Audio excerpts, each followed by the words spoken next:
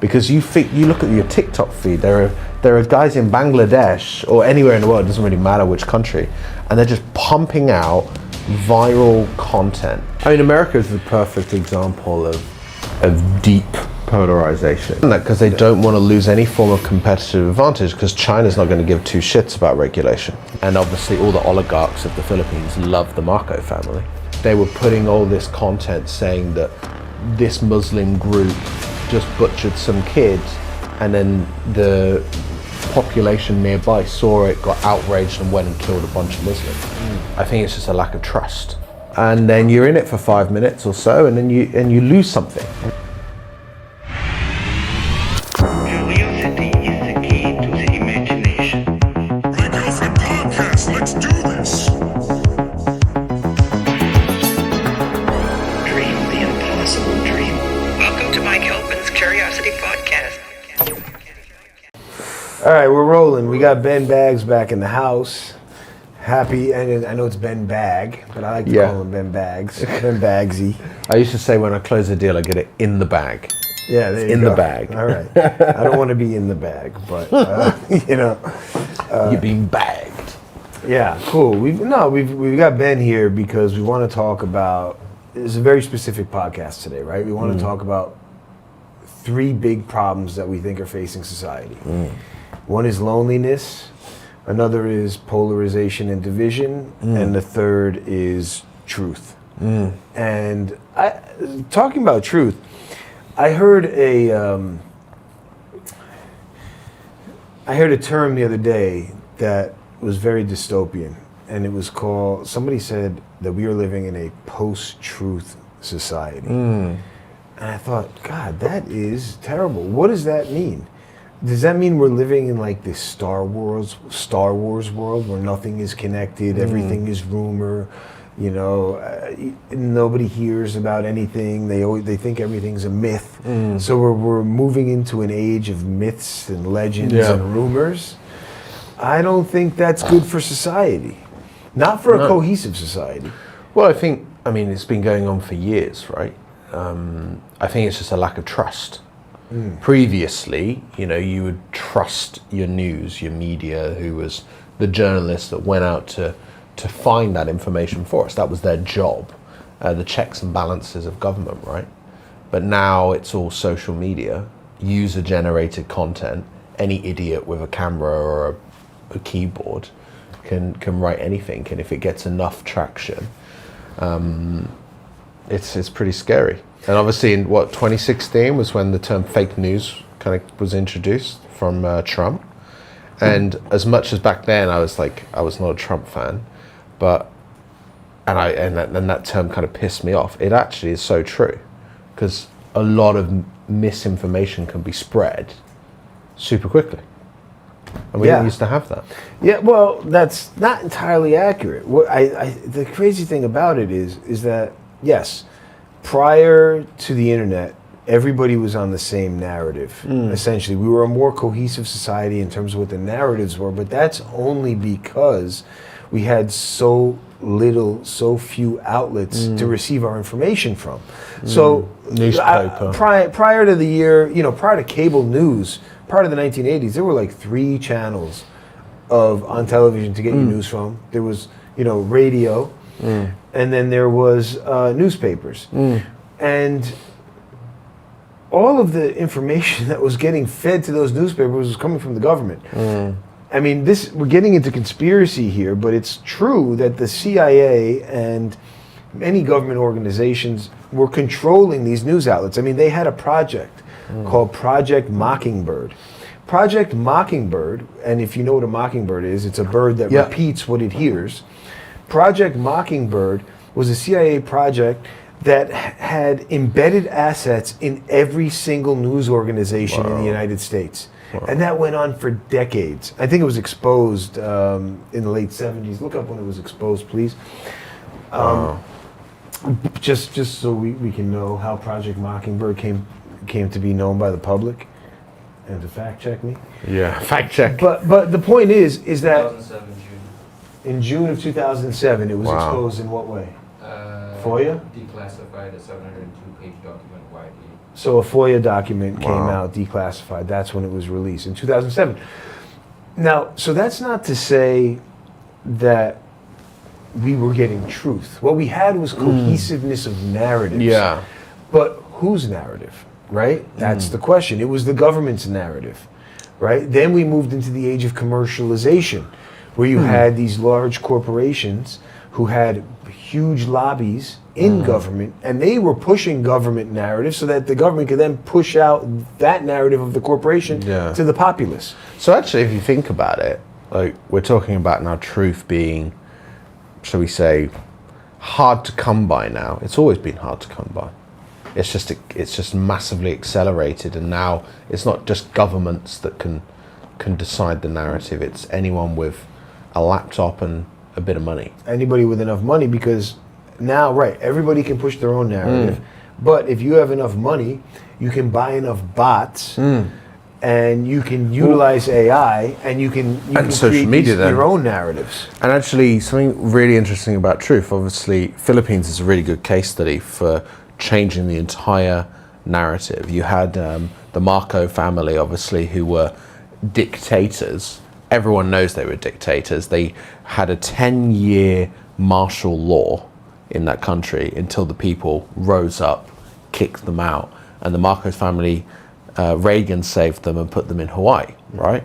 And when they broke into their palace, they had found, massive long cupboards full of $1,000 shoes everywhere and bags and just, ridiculous wealth spending.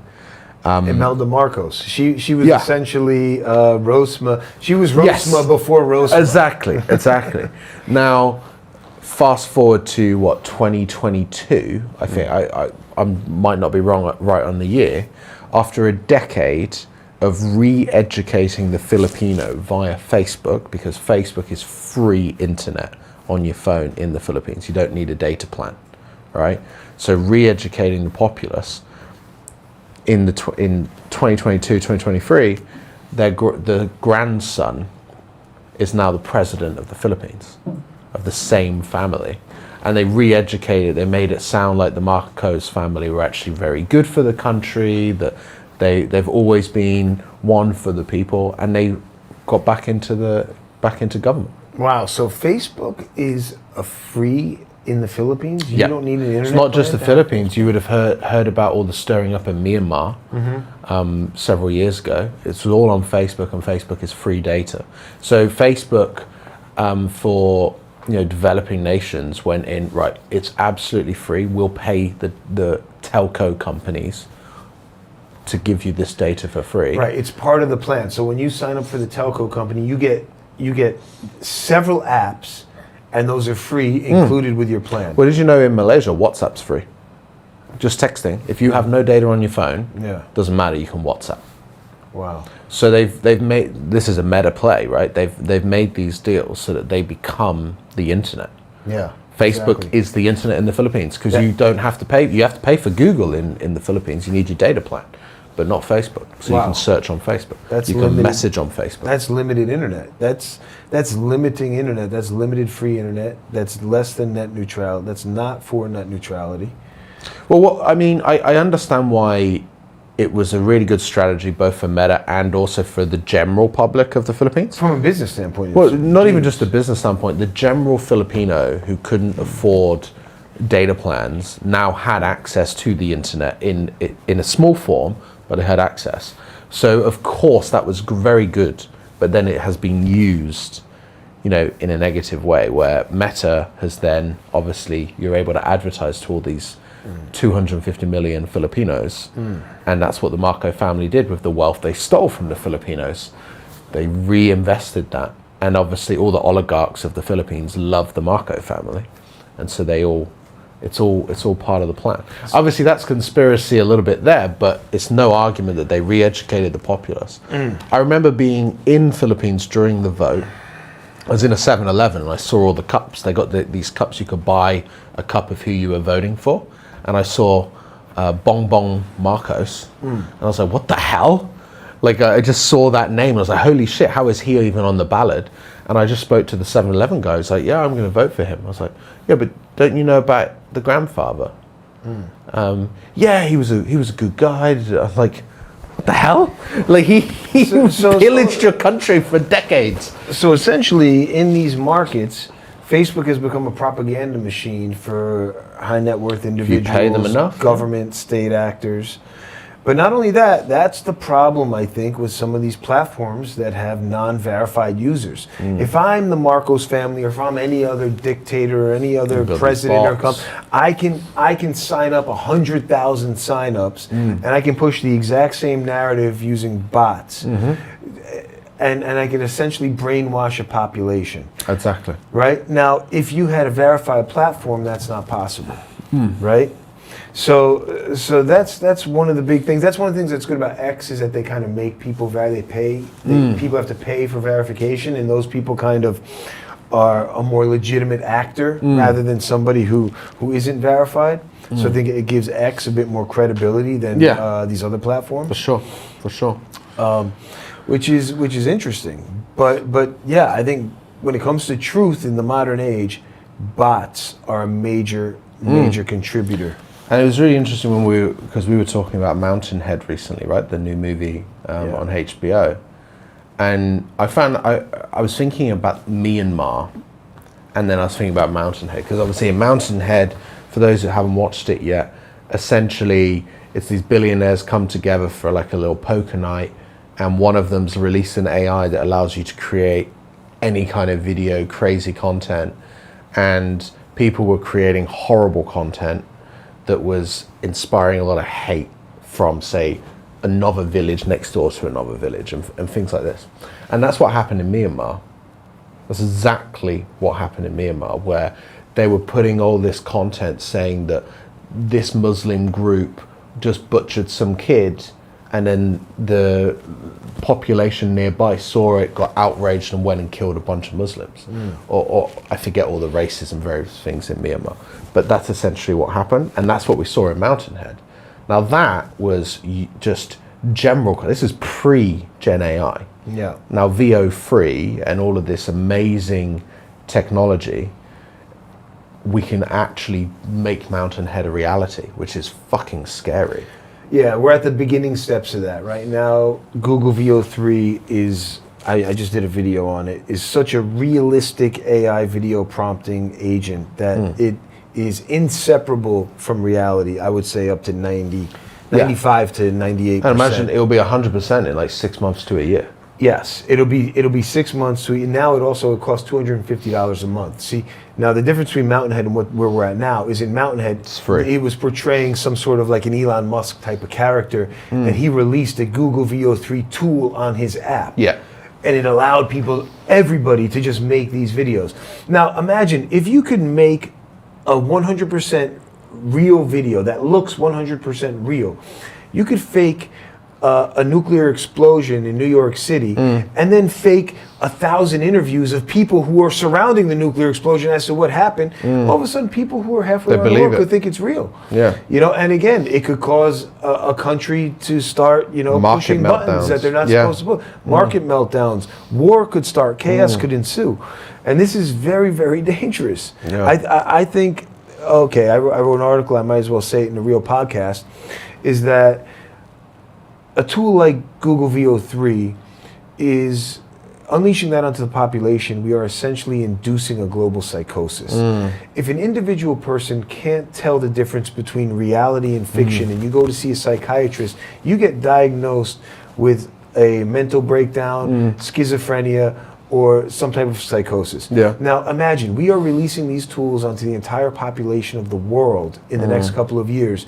We are essentially inducing a global psychosis. This is extremely dangerous. This is going to cause chaos amongst truth, right? Which is why I am calling for, I think we need AI regulation immediately. We need watermarks, some sort of metadata digital watermarks. We need AI filters. We need perhaps some sort of a disclaimer at the beginning of the video to say that it's fake. Otherwise people are going to be going nuts. And I agree with you completely. Like I'm not a big fan of regulation, but I think there are certain things that make a lot of sense. And this is not this isn't regulating the development of AI or or improving what it's capable of. It's just putting a watermark, and I think I agree with that massively. And actually you saw it in YouTube, where you had all these famous YouTubers selling people's products, sponsored videos. Now they have to say it's a sponsored video, so you can't hoodwink your audience. And I think it makes a lot of sense. I don't think this is like, because a lot of people hate the word regulation. I don't feel like this is real regulation. This is just transparency. And I think that it really, really matters in platforms like Meta and YouTube and all of these different tools.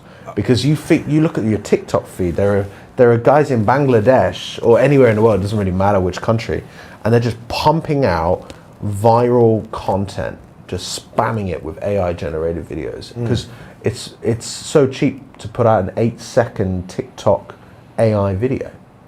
Bang, bang, bang, they're gonna make millions of dollars. Yeah, I mean, this contributes to the dead internet theory, where majority of the internet content is now being produced by bots or AI. Yeah. But getting back to AI and regulation, I read something. I'd like you to look this up too, Fahad, if you could. In Trump's big, beautiful, bold bill that he just passed, or at least that got passed through the Congress, apparently... That upset Elon. Yeah, that upset Elon. Apparently there is something in that bill that states there will be no AI regulation for 10 years. Can you see if that's true? No AI regulation in the big, beautiful bill?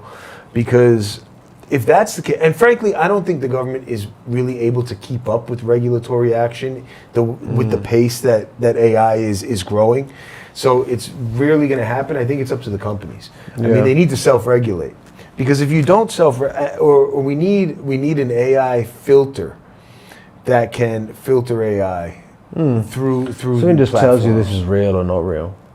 Yeah. There is a clause that bans U.S. states from enacting any AI regulations for the next 10 years. Yeah, well. No state or political subdivision may enforce any law or regulation regulating artificial intelligence models, systems, or automated decision systems in 10 years period. And I get why they've done that, because they don't want to lose any form of competitive advantage, because China's not going to give two shits about regulation. Exactly. Because they own it all anyway, right?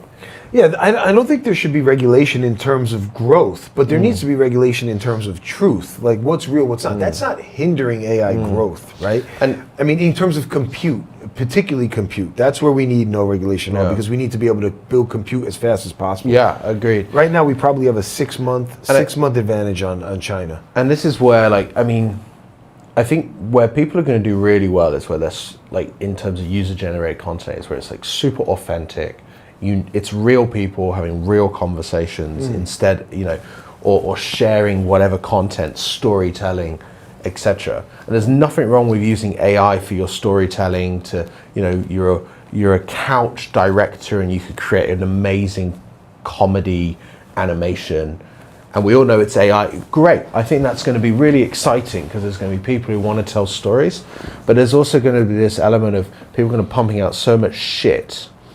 Yeah, we're not we're not asking Hollywood to put watermarks on CGI or disclaimers that a superhero movie is fake. Yeah. You know what I mean? But if someone's gonna pump out a fake news broadcast to the public, that's dangerous. Yeah. And if it's not watermarked or somehow disclosed, I mean, X is, to X's credit, they're trying to do a really good job with community notes. Yeah. Community notes at this point is probably the best tool we have for determining fake news. But if you're not verified, people are able to pump this out at a rate that you just can't keep up with. I mean, particularly state actors, right? I mean, look what they did with the election in 2016. Look what they did with Brexit. Cambridge Analytica was able to hack Facebook's algorithm, whoever's algorithm, and actually got people to change their minds, right? So what you're seeing is essentially an extension of Project Mockingbird into the digital realm, whereas they don't need insider people. They create insider people. They create people to push their narrative. They create news. They don't need to own a news broadcaster on ABC. They just create 50 of them through fake accounts on X or fake accounts on Facebook, and they create narratives, and they push people in through narratives. That's how it's being done today. And now, what's even more dangerous is is that corporations can push narratives way easier than they were able to before. Before they had to go through the government, who can then go through the media. Now they have to they can go straight to the media, right? They can go straight to the bots and have a bot farm with 10,000 cell phones in it, pushing out whatever message it is that they want to push. Yeah. Get vaccinated, you know. Right now, don't get vaccinated, right, don't whatever get vaccinated. you're pushing. Anti-immigration, immigration, you know, Iran's building a nuclear bomb, whatever it is, right? I mean, these narratives are now being pushed by huge actors, and people don't know what's real and what isn't. Yeah, and you could use this in all sorts. If you take the Israel-Palestine war, like, let's say Israel wants to, you know, regardless of your political view of the war, let's say that Israel are very much holding up aid to the Palestinians, then, but they want to change the narrative, they could use AI to create tons of great content showing Israeli soldiers helping wounded Palestinians or building hospitals when they're not. The Russians could do the same with Ukraine, or Ukraine versus Russia, or Palestinian versus, you know, wherever the conflict is, so that you can help support the narrative for your military campaign, for your political campaign, for whatever it is. It's going to be the wild, wild west, and I think we're going to lose a lot of humanity from it. Yeah, it's going both ways. Every player is doing it because that's just the world that we live in. That's and prior to the last 10 years, not everybody had access to that. No. Right? So now you're seeing more insurrection, more protests, because there's a louder voice coming from smaller people. Right? So you didn't have that in the early 2000s or in the 90s or in the 80s, for that matter, because the smaller people didn't have a voice. Now, I'm not saying that's a bad thing. That's a good thing, that the smaller guy has a voice and that it's pushing back. But on top of that, you're also getting a lot of misinformation coming. That's the big key about truth. And kids and people in society is determining what's real and what isn't real. Yeah. And it's only getting worse with AI. Yeah. I really agree with the watermark. And I think a social media platform that has verification so that you can't have bots, like you have to be verified if you're coming on this platform, like X. Obviously X doesn't have it fully. It's more optional, but making it absolute necessity, I think, is going to be critical for the future social media. I think I agree with you with a watermark. Like, it's not that difficult. It's just go generated by AI, Gen AI at the top of a video, and having kind of like in Mountain Head, where that one billionaire was just, his wealth or his net worth was just quadrupling overnight because his AI could tell you what was true or not true. I think there's a huge play there, and people are going to need that. Society will need that. Society needs it in order to function. In order to function properly. Excuse me. In order to function properly, society needs a filter.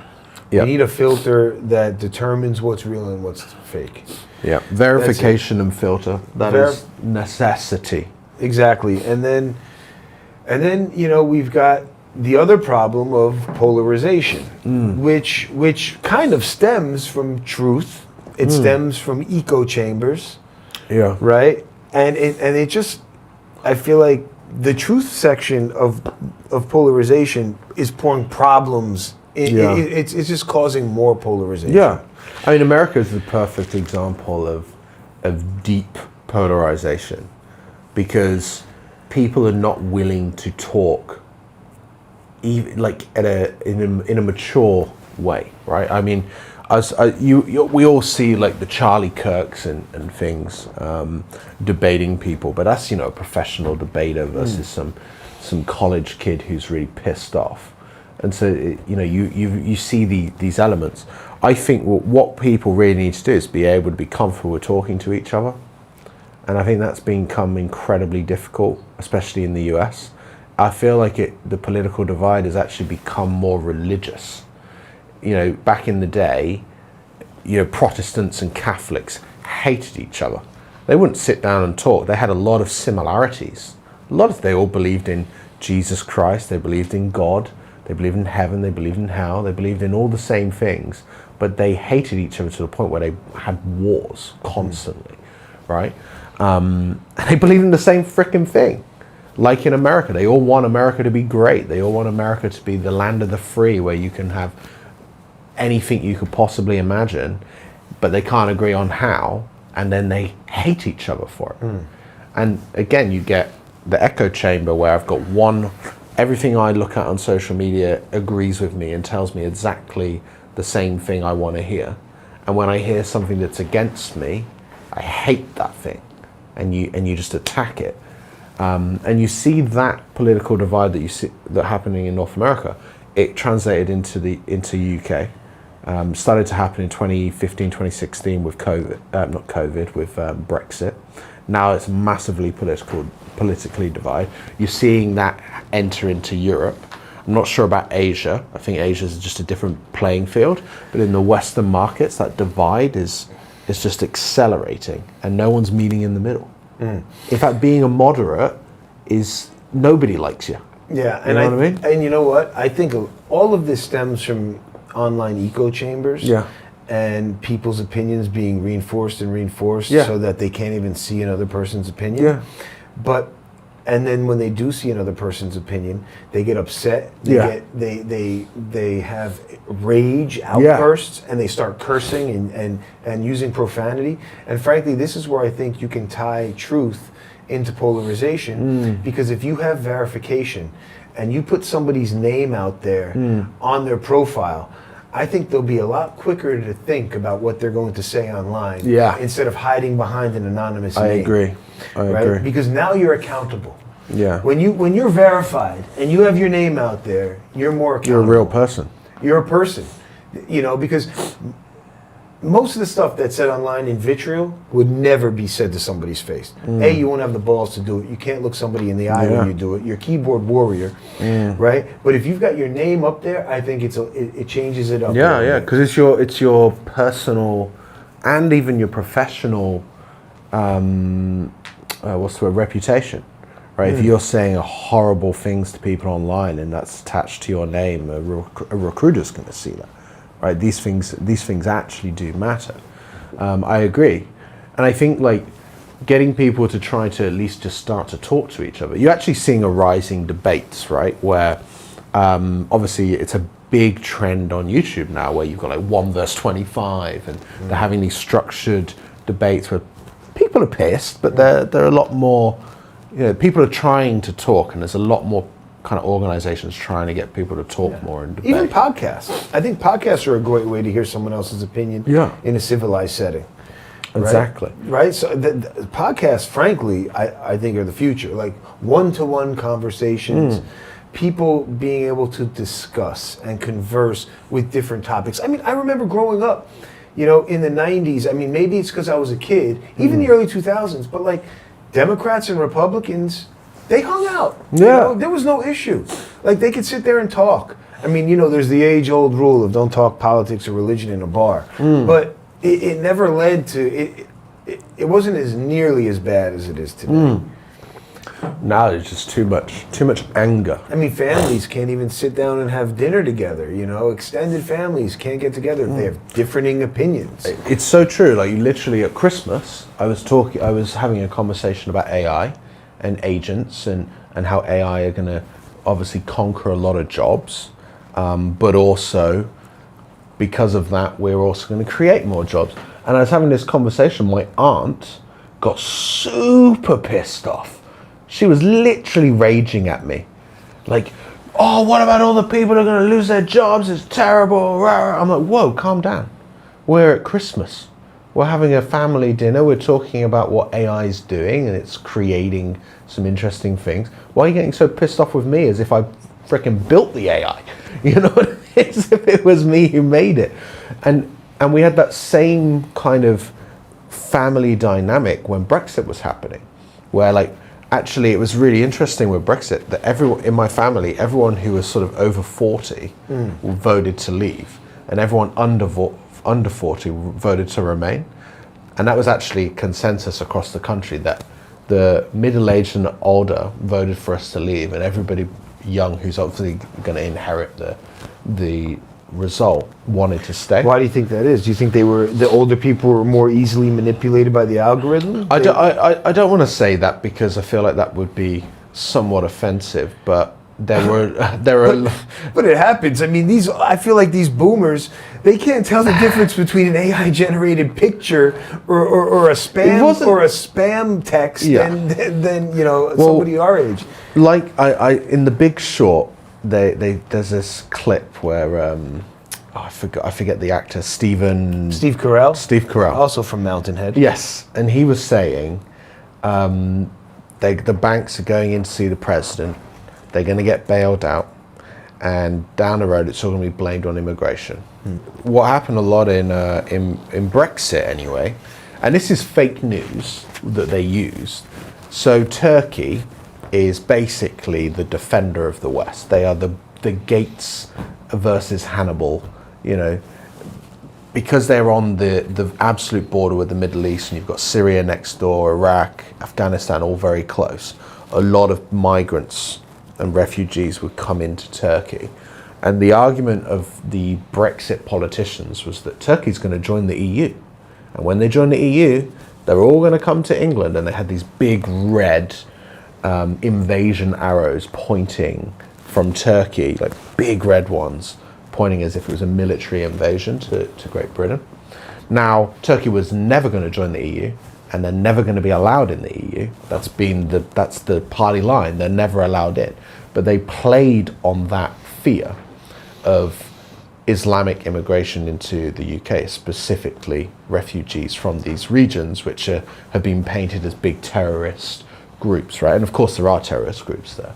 And that created a huge amount of fear with certain people who didn't like various immigration laws. And that became a massive focus, that all these Muslims are going to come to the UK, and the big red invasion arrows. If we stay in the EU, Turkey's going to join, and we're all fucked. And that was a big message from the Brexit campaigners. But that was all bullshit, because Turkey was never going to join, and that's illegal immigration.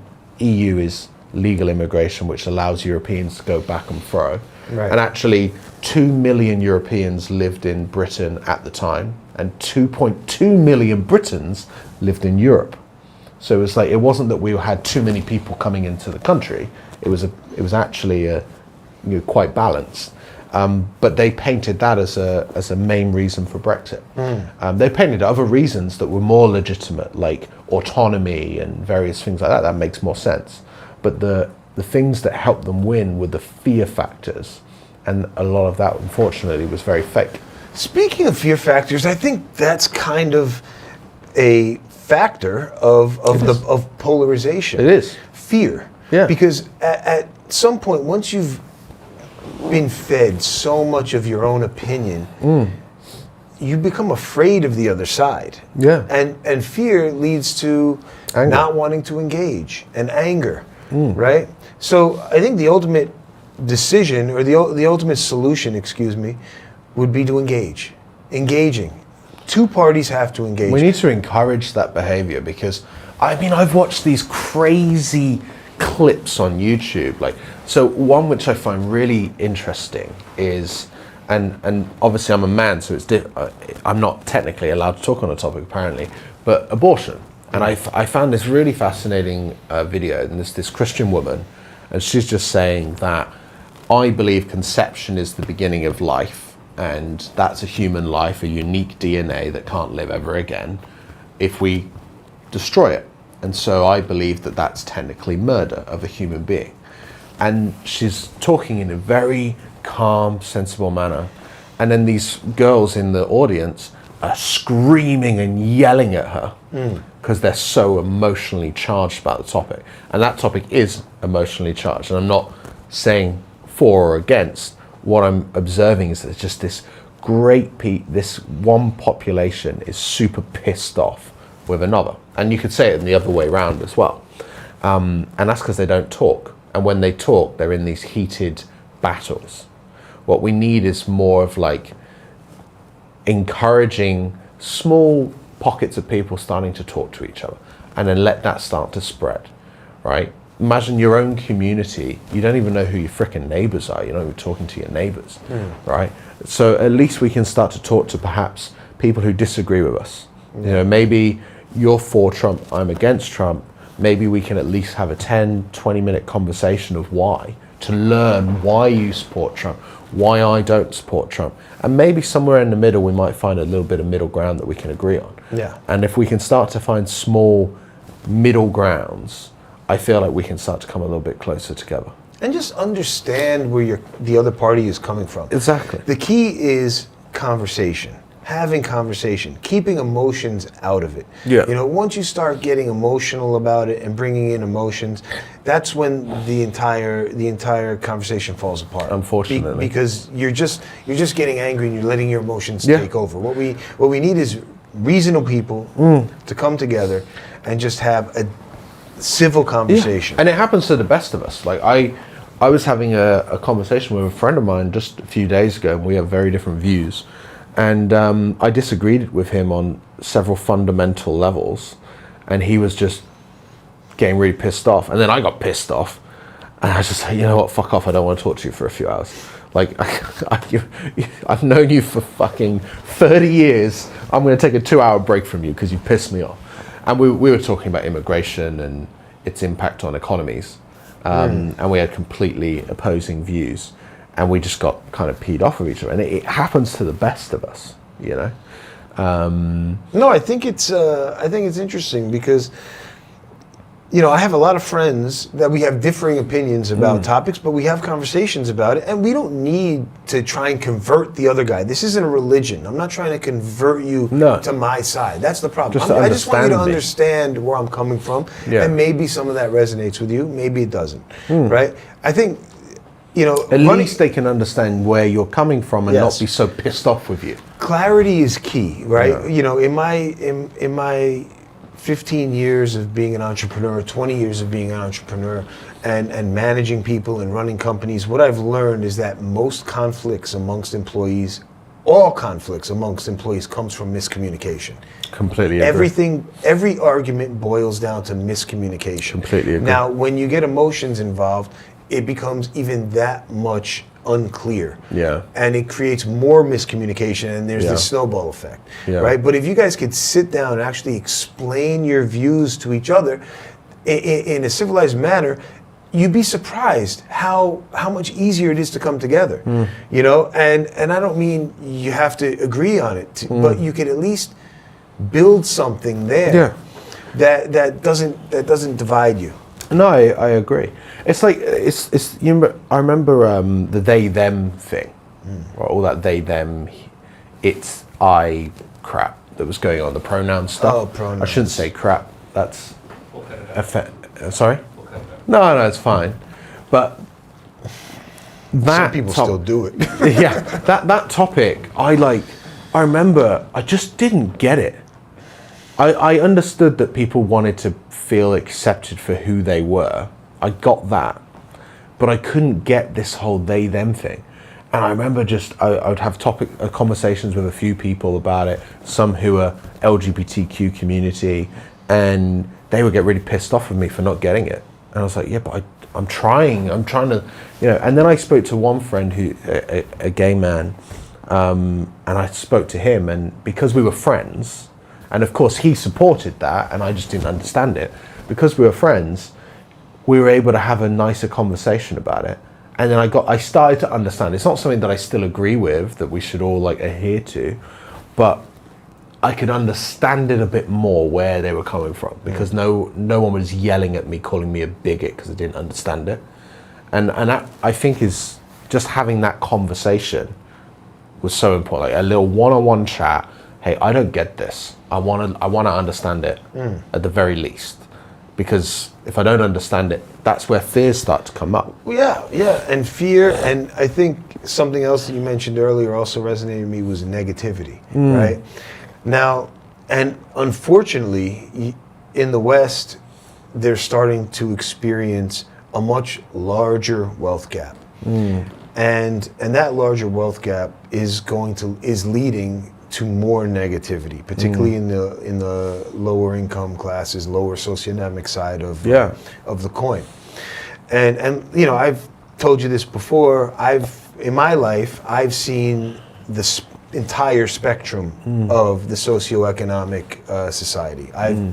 I've been in extremely large From the bottom debt. to the top. And yeah, I've been to the bottom to the top. I've been in extremely large debt. I've seen people at the bottom, and I've seen billionaires at the top, and lived all lifestyles. And what I found was, when you're at the bottom, you tend to be surrounded by more and more negativity. Yeah. And if that negativity is getting amplified in echo chambers, it's harder to rise. Yeah. It's harder. It's harder to have that upward mobility in society, right? But if we could somehow get out of this negative cycle and this negative echo chambers, we could allow people can rise themselves through positivity and just coming up with more solutions and engaging with the other side. And the key is engagement. Yeah, and learning from each other, coming up with ideas, and that like one thing I find with my community now, because I'm surrounded by a lot of entrepreneurs and optimism. We're coming up with ideas. We're thinking about how to grow, how to change the world in some cases. But when I was hanging out with my friend who is more on the lower end and just pissed off with the world, blames boomers for everything. It's boomers' fault, and he's just pissed. And he is a full-on pessimist, but doesn't think he's a pessimist. I was asking him about this. I was like, everything you talk about, we're talking about walking down the street and then suddenly, well, you know, the government don't fix the roads enough, or like pure pessimism about nothing. And I'm like, man, you're the most pessimistic person ever. And he's like, no, I'm not a pessimist. He said something on the lines of like, I'm an optimistic realist. I was like, yeah, no, you're not. Tell me one optimistic thing. And he was like, okay, yeah, I'll tell you an optimistic thing. Well, you know, but. And I was like, we went on for half an hour trying to get him to tell me something optimistic. He couldn't. And I think he surrounds himself with that echo chamber. He watches the same YouTube channels. He listens to the same people. He does the same things. And it continues to make him feel negative. If he could get attached or speak to people who had a little bit more optimistic viewpoints on problems, maybe he could come out of that absolute end. Yeah, I think. What are you going to accomplish if everything's fucked? I mean, you know, I think Elon Musk coined the term the woke mind virus. And this is also something similar. It's like a negative mindset virus. And it's very difficult to get out of. You know? I mean, I've had similar experiences with people who are in similar scenarios, and they don't know that they're negative either. They think they're the most positive person, but I don't know if they're deluded or they're just, you know, also playing a victim. A lot of it is victimization. Yeah, absolutely. Right? Where you become a victim and you feel powerless. So that's another aspect of it. But a lot of it also tends to lead to loneliness. And when you get caught in these echo chambers and you're there online and you're a keyboard warrior, you know, you tend to... Or a lurker. Somebody who doesn't engage and just is doom scrolling, addicted to the feed. You know, you don't go out and engage with people in a face-to-face conversation. And a lot of the younger generation, I think, have these self-confidence issues where I don't know if they're afraid to, or they don't want to look somebody in the eye. You know, it's a bit more intense for them. And you have this growing global epidemic of loneliness, and it's not just America or Britain. It's everywhere in the world. And like you said, these doom scrolling, these feeds. We're not connecting in a community. We're not going out with our friends as much. I think I told you last time I was here, when I was in London, just like 5 months ago, they had billboards everywhere trying, you know, there's 1 million lonely people in London. You know, and these people, they need help. And I was talking about this with some folks, and unfortunately, a lot of loneliness is coming into young men. who feel like they're very confused about their place in the world. And I was actually having a conversation about this very topic, and I got yelled at because I was like, men there's a lot of struggling men out there. There's this growing loneliness. We need to figure out what to do. And it's like, yeah, but what about the women? What about the LGBT community? What about that? I was like, whoa, guys, one problem at a time. Yeah, because going back to the men, that leads to this phenomenon of the incel, right? Yeah. The man who's just at home on his computer. I don't know if he's watching pornography and he's not going out meeting women, and this, particularly in fully developed nations and even developing, even in second world countries, there is a major depopulation. A depopulation problem. I mean, even China, for example. Japan. Korea, Japan, China, the United States, all of Europe. I mean, we are producing less people than are dying. And this is not a good thing. No. This is not a good thing. And obviously some people would say, well, there's already too many people in the world, da-da-da-da. But this is what happens at the ends of civilizations. So we're in this great globalization civilization, which is very different from every civilization really that's ever existed, because it's so global and so interconnected. But when civilizations start to fail, it can happen from a lack of birth rate. People stop having kind of a higher power to focus on. There's less religion, there's more political infighting, there's more political divide, there's less population birth. A lot of these problems happen with Rome, in fact. Rome had huge political divide, they started to have population issues, and then the barbarians came to the gates, and I think loneliness, a lack of people talking, a lack of people going out and making mistakes and having sex and all these things it's going to cause eventual civilization collapse. Yeah, I mean, there are many countries that have larger growth rates, but to be, to talk out those statistics, those are the more religious countries, they're the less developed countries, and those aren't the countries that are going to push the world forward in terms of globalization, in terms of growth, in terms of creating a more educated population. I mean, that's coming from the leaders of the world, right? America, China, Japan, Korea. I mean, Japan, they're saying in 3 generations is going to be 50% less population. Look that up if that's wrong or not. But and I think when a society collapses, in a sense, what you'll see is you're not going to see, it's not like it's just going to disappear. It'll just change to something that it never was before. Yeah. Right? For example, I mean, people are saying the United States has been going through a major transition, and frankly, it has been. Yeah. Mostly through immigration, because during the 19th and 20th centuries, we had a large influx of immigration from Europe coming into the United States, and they essentially built the American empire, right? Then in the latter half of the 20th century, we had a large immigration come in from South America, right? Including also still primarily Europe, Mexico. post-war immigration from Europe as well. Yes, post-war immigration, Yeah. but the latter half of the 20th century was South America, particularly Mexico and the Latin American countries. Yeah.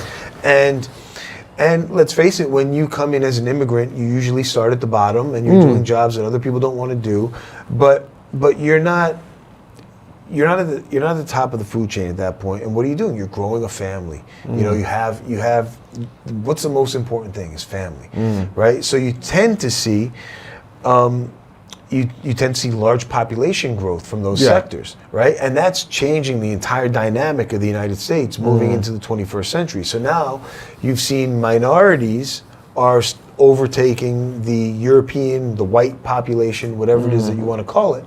And after a second or third generation, they start to essentially gain power by winning elections. And now you're implementing these you're implementing your own views on society. So you're watching America change right in front of your eyes. Now I'm not saying that is not the collapse of the United States. It's just a transition. It's a turn. I mean, America was always a melting pot. Yeah. Right. Of all of Trump's policies, immigration, I think, is the one that I agree with the least. Right. I mean, yes, I'm all for closing the borders. Close it down for illegal immigration. Yeah. Right? Enforce your laws. Yeah, enforce the laws. Yeah. Enforce the laws and get rid of criminals. If you're in our country illegally and have been arrested for committing a crime, you should be deported immediately. Yes. Okay? But those immigrants that are here working hard to try and build a family and doing jobs, let them stay. Give them a path to citizenship. I'm cool with that. We don't need to deport those people. Yeah. So I mean, we're going off from loneliness here, but we went on a big depopulation and changing of society rant. But let's go back to loneliness. But getting back to loneliness, I think a lot of that stuff stems from. It's harder to talk because we're probably less lonely. But I think I felt bouts of loneliness over the years, because when I was younger, I think age does come into it. When I was younger, you hanged out with your friends all the time, and then as you get a bit older, it's less so. Yeah. I would say, and obviously social media got way more doom scrolling and feeds. We got addicted to our feeds, which essentially made us a lot more on social media than just going out and hanging out with friends.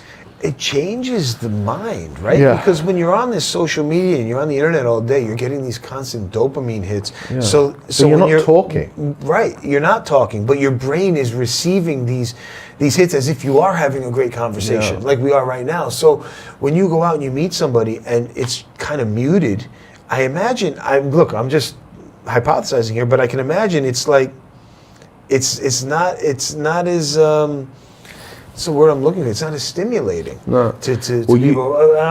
Let's ask Fahad. I mean, he's young. Fahad, what do you think? Do these younger people have like problems interacting with face to face? Definitely. When you grow up in a culture that goes into the cyber world, you're not as engaged in a normal setting or a conversation as you would be when you're online, and you'd rather be there because easier path of least resistance. And everything's I was thinking like we grew up before social media. When Facebook actually was the globalized Facebook, I think I was just finishing secondary school. So I had built my social skills up through school and clubs and sport and things all before that point. Now, like kids who are sort of 10 years young, kids who are in their 20s, they grew up with social media their entire lives, and they just lived a different world to us. Well, hopefully not. You go out today for dinner anywhere, and just people watch, and you'll see a couple sat there eating dinner on their phones, not talking to each other, and it won't just be one table. You'll see a group of 4 people doing that. Yeah, you'll literally see groups of people and small and couples just sat at a dinner table. They've gone out for dinner and they're not even talking. I catch my wife and I doing that occasionally for like 5-minute stints or 2-minute stints, but definitely not the majority of the time. I can't let that happen. For me, my phone when I go out for dinner is off the table. Yeah. Or worst case, it's at least facing the other way. Because obviously as soon as something pops up, dopamine, let's have a look here, what's going on? Exactly. And then you're in it for 5 minutes or so, and then you lose something. And it takes a little bit of while to get back into the conversation. It's not good. It's not good for society. There should be a rule. You walk into a restaurant, you put your frickin' phone in when you go to school, it's not a bad idea. Like a locker, and you pop it in, and just fucking It's not sit a bad down. idea for a restaurant. What I really liked about Phone-free dining in the restaurants. dark, actually, when I went dining in the dark, was that you couldn't open your phone. Right. You had no choice but to immerse yourself in the experience. And I think people want that, but they don't know they want it because it's easy. Path of least resistance. Well, the phone's here. And if social media could change from this, and I don't think feeds will ever go away, but because we've got this such lurker culture on social media, what's everyone up to, what's everyone up to, what's everyone up to, it would be so much better if instead of what's everyone up to, who am I talking to today? Who should we talk to? What should we talk about?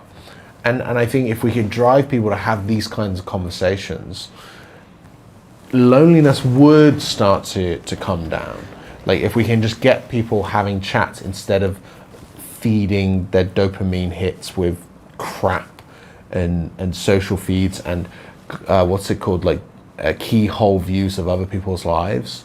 Let's talk to each other. Yeah, you're right. Bring the social back into social media. Yeah. And this is what social media was originally meant for. Yeah. You know, it was meant to bring connect people together and to connect people, but now it's all about, you're right, the window dressing view of somebody else's life so that they can be braggadocious and boast about what they're doing. Or I mean, to the point where these Instagrammers are having totally fake photo shoots to just get people to follow them, right? Exactly. This is not what social media should be about. No. Social media should be about connecting human to human, whether it's through messaging, a phone call, or a video chat. I agree. You know, and that's what it's meant for. Yeah, I completely agree.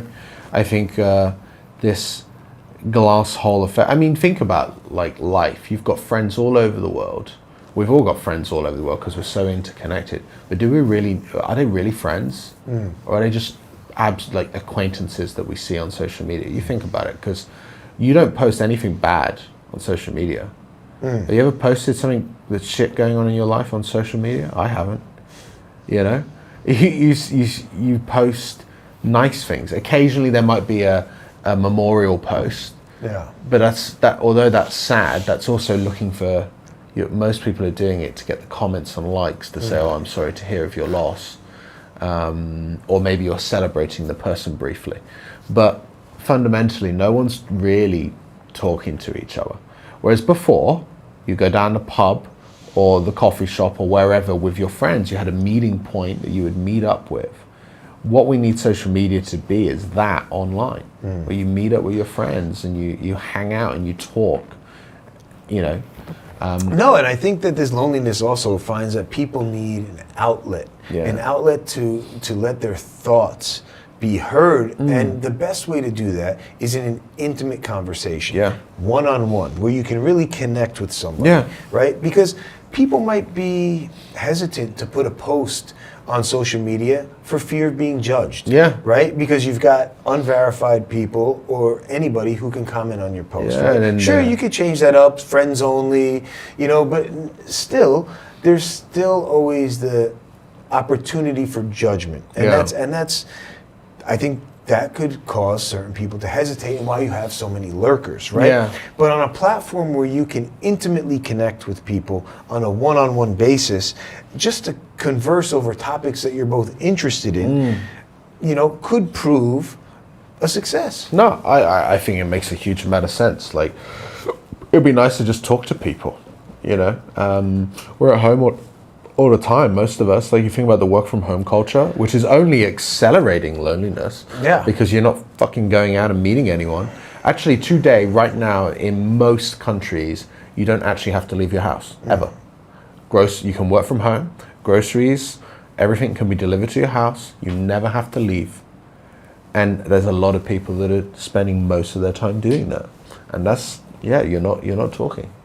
Yeah. Sad. So at the very least, you can get on an app and connect with somebody one-on-one. I mean, that's the whole reason I have this podcast. It gives me a great excuse to meet interesting people and talk about topics that interest me. I agree.